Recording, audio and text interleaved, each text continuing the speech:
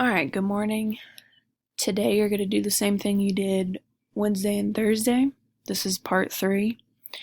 You guys are going to watch this soccer player perform some different tricks and skills. It's about 54 seconds long, but the video is kind of over right here. He kind of stops, and then all this down here is them just kind of staring at each other, so you don't have to watch the whole thing.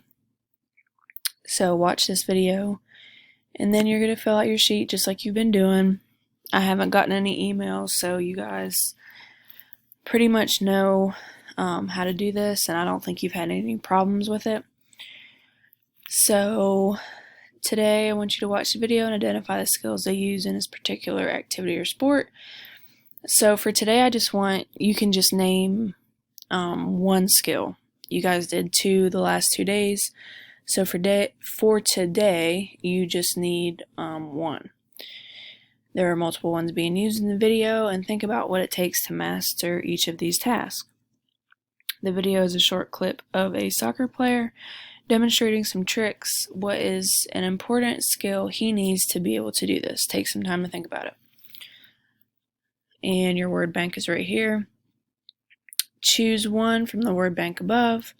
Tell me why you chose this term. All you need is a brief reason behind your answer. You can highlight the term you picked or write them below with your reasoning.